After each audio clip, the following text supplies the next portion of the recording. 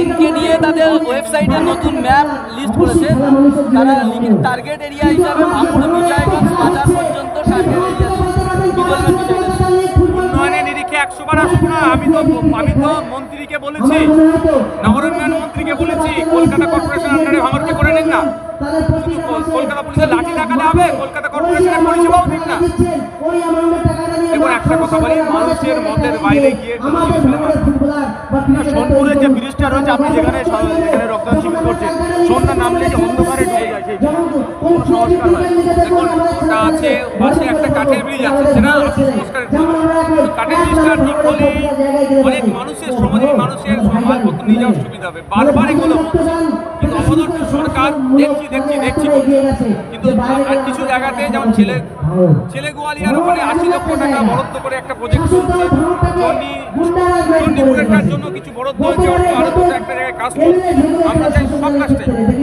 ভাঙড়ে একটা public library আছে, দীর্ঘদিন ধরে বন্ধ। সেটা ভাঙড় বিধানসভায় 5টা পাবলিক লাইব্রেরি আছে, একটা দীর্ঘদিন বন্ধ আছে, একটা চলতে বন্ধ হতে চলেছে। লাইব্রেরিয়ান না, এই মর্মে আমি স্পেশাল মেনশন করেছি লাইব্রেরি মন্ত্রীর কাছে। দুর্ভাগ্যের বিষয় দিচ্ছি করছে, দিয়াটা তোমার হাতে ক্ষমতা নেই। লাইব্রেরিয়ান এবং ইন্টারনেট যুক্ত করে দিলে মানুষ পরিষেবা পাবে।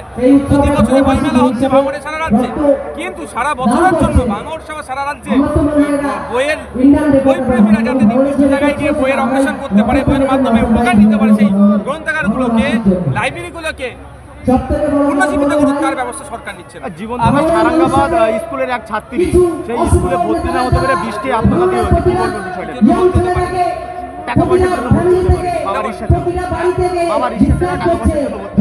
দেখুন, ব্যাপারটা হচ্ছে অল্প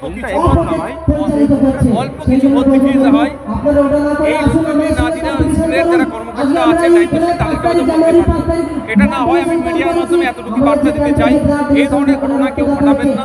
কারো আর্থিক যদি সম্পত্তি না থাকে, ভর্তি হতে না পারেন, আমাদের সাথে যোগাযোগ করুন। আমরা লোকের কাছে প্রয়োজনে হাত পেতে হলো আমার সেই বোনটা, আমার সেই ভাইটার শিক্ষা ব্যবস্থা যাতে এগিয়ে যায় তার ব্যবস্থা করুন। এই যে ভাঙড় রাজ্য সরকার আজকে ব্যর্থ, ওই যে আত্মহত্যা করেছে সেটাকে রুখতে রাজ্য সরকার সেরকমভাবে সচেতন করতে পারেনি। সমাজের সমস্ত স্তরে শিক্ষার অধিকার আমাদের মৌলিক অধিকার, বিনামূল্যে শিক্ষা ব্যবস্থা করে দিতে হবে, কেন পারেনি? এটাও কিন্তু জবাব চাইছে রাজ্য সরকারের কাছে। ভাঙড়ে আপনি বিধায়ক হওয়ার পর 3বার সরকারিভাবে বইমেলা হয়ে গেল, কিন্তু একবারই আপনার উপস্থিতি দেখা গেল। আমি শাসক দলের বিধায়ক বলে নয়, হয়তো আমার মুখটা পছন্দ হয়নি, তারপরে বলবো বইমেলার উদ্দেশ্য যেটা নিয়ে হয়, বইমেলাকে কেন্দ্র করে সেটাই সার্থক। বইমেলার নামে সাধারণ মেলা না হয়ে যায়, বইমেলার নামে কোনো রাজনীতি দলের প্রচার না হয়, এটা আমি চাইবো। আমন্ত্রণ না জ্বালালেও আমি ভাঙড় বইমেলার সর্বোচ্চ সফলতা আমি কামনা করি। আপনি একটা কথা বললেন, 1 তারিখে যে গণভোটটা হয়েছে, এই যে তৃণমূলের যে মহামারী বন্ধ চলছে, এটা তো শুধুমাত্র সিন্ডিকেট রাষ্ট্রকে কন্ট্রোল করবে। তোলাবাজিটা কার হাতে থাকবে? আদর্শ বিরোধীদের লড়াই নয়, এদের হচ্ছে এইখান থেকে যে টাকা পয়সা হচ্ছে, ভগবানপুর বামনঘাটে হাতিশালা এই অর্থ এলাকায় যে ধরনের মুনাফা আছে, সেটাকে লেয়ার কে কারা কন্ট্রোল করবে, এই লড়াই ওদের চলছে। এই প্রথম ভাঙড়ে কোনো তৃণমূল বিগত দিন ধরে হয়ে আসছে, এটা তো করবেই। সত্য কথা তুললে কখনো সত্য কথা বলে, কখনো অসত্য কথা বলে। ববি হাকিম বলছেন যে বিএসএফ এর ব্যর্থতার জন্য এই অনুপ্রবেশ বিহার থেকে আসছে দুষ্কৃতীরা, মানে দুষ্কৃতীরা আসছে, বিহার পুলিশের ব্যর্থতা, বাংলা পুলিশের ব্যর্থতা রাখতেই কি ববি হাকিমের যুক্তি? দেখুন, ব্যাপারটা হচ্ছে রাজ্য সরকারও ব্যর্থ, কেন্দ্র সরকারও ব্যর্থ। অনুপ্রবেশ আটকানোর দায়িত্ব, প্রধান দায়িত্ব হচ্ছে রাজ্য সরকারের। আর ভিন্ন রাজ্য থেকে যারা এসে আমাদের রাজ্যে এই অরাজকতা করছে, এই গুলি করছে, আমাদের রাজ্যের কাউন্সিলরকে ফোন করে চলে যাচ্ছে, বিহার যোগ পাওয়া যাচ্ছে, এগুলোকে আটকানো হচ্ছে রাজ্য সরকার। দুটো সরকারই ব্যর্থ, শুধু দায়ী ফায়ারলি করার চেষ্টা করছে। আর দুটো ন্যায় বন্ধ করতে হবে, আমাদের নিরাপত্তা সুনিশ্চিত করতে হবে, চাই সে দেশের বর্ডারে হোক আর রাজ্যের সীমানায় হোক। এটা দায়িত্ব রাজ্য সরকারকে নিতে হবে, কেন্দ্র সরকারকে নিতে হবে। রাজ্য সরকারের আয়োজিত যে সঙ্গীত মেলা, সেখানে আরজি করে যারা প্রোটেস্ট করেছিল তাদের নাম বাদ দেওয়া হয়েছে। বারবার শাসক দলের দ্বারাই বিরোধী কন্ট্রোল করা হয়।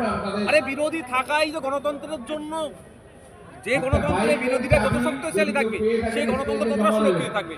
অন্যায় হয়েছে আরজি করে সেটা প্রতিবাদ করে, তার জন্য তাকে যেভাবে ওখান থেকে তার নাম কাটা হচ্ছে, এটা রাজ্য সরকারের প্রোগ্রাম হচ্ছে না, তৃণমূলের প্রোগ্রামের মতো হয়ে যাচ্ছে। এটা চরম অন্যায় করেছে, বিরোধিতা করছে। শওকত মোল্লা একটা প্রসঙ্গ বলছে যে ভাঙড়ে 23-এও তারা জিতেছে, 24-এও জিতেছে, 26-এও জিততো, ভাঙড়ে হাওয়াই চটি নবান্নে যাবে। দেখা যাবে মানুষ যদি চাই জিতলে।